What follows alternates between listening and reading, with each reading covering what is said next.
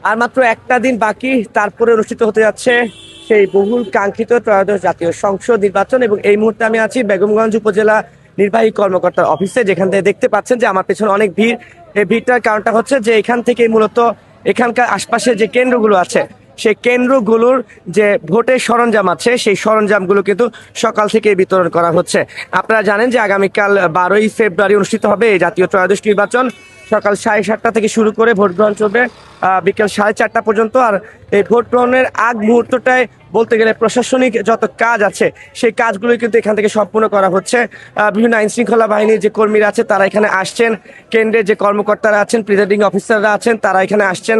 তারা কিন্তু এখানে এসে যে ভোটে যে ব্যালট বক্স আছে, তারপর হচ্ছে ব্যালট পেপার আছে, কিংবা অন্যান্য যে সামগ্রীগুলো আছে, একই সঙ্গে আইন শৃঙ্খলা রক্ষা করার জন্য যে অস্ত্র বিতরণ করা হচ্ছে, সবকিছু কিন্তু এখান থেকে নিয়ন্ত্রণ করা হচ্ছে এবং সেগুলো খুব সুষ্ঠুভাবে সম্পূর্ণ করে বিতরণ করা হচ্ছে। এবং যারা প্রিজাইডিং অফিসার আছে তারা কিন্তু সবকিছু এখান থেকে বুঝে নিয়ে তারপর সেগুলো নিয়ে কেন্দ্রে চলে যাচ্ছেন।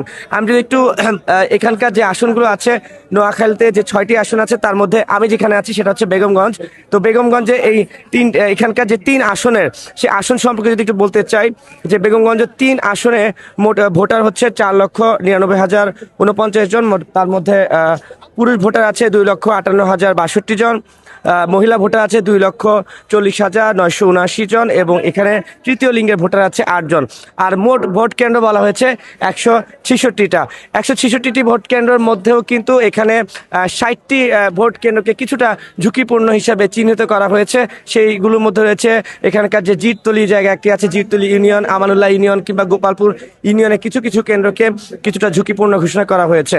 আর এখানকার ভোটের ফলাফল আমরা যদি একটু ইতিহাস দেখতে চাই তাহলে বলবো যে 1991 সালের পর থেকে এখানে যতগুলো সুষ্ঠু নির্বাচন হয়েছে তার সবগুলোতে একচেটিয়া বিএনপি প্রতীকে যে বা বিএনপি ধানের শীষ প্রতীকে যে প্রার্থী আছেন তারাই কিন্তু জয়লাভ করেছেন। এবং এখানে এবারে কিন্তু অনেক প্রার্থী আছেন, সেই প্রার্থীগুলোর মধ্যে রয়েছেন বিএনপি ধানের শীষের প্রতীক নিয়ে বরকতুল্লাহ বুলু, এছাড়া রয়েছে মোর্শেদ আলম, তিনি দেওয়াল ঘড়ি নিয়ে লড়াই করছেন, মোহাম্মদ নুরউদ্দিন আছেন হাত পাখা নিয়ে, মোহাম্মদ বোরহানুদ্দিন আছেন দাড়ি পাল্লা নিয়ে, যাকে বিবেচনা করা হচ্ছে ধানের শীষের মূল প্রতিদ্বন্দ্বী। এছাড়া রাজীব উদ্দৌলা আছেন মোরক মার্কা নিয়ে, মোহাম্মদ সিরাজ মিয়া আছেন তারা মার্কা, এবং শরীফ আহমেদ ফুটবল মার্কা নিয়ে এখানে লড়াই করছেন। এবং একই সঙ্গে একটা কথা বলতে চাই যে আইন শৃঙ্খলা পরিস্থিতি বা এখানকার যে পরিবেশ সেটা কিন্তু এখন পর্যন্ত খুবই সন্তোষজনক দেখা গেছে।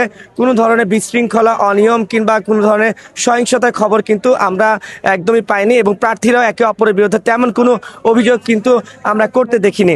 তো আমার কাছে নোয়াখালী 3-এর বা এই যে বেগমগঞ্জ যে নির্বাচনী অফিসের কার্যালয় আছে, যেখান থেকে নির্বাচনী সামগ্রীগুলো বিতরণ করা হচ্ছে, সেখানকার এই ছিল সর্বশেষ পরিস্থিতি।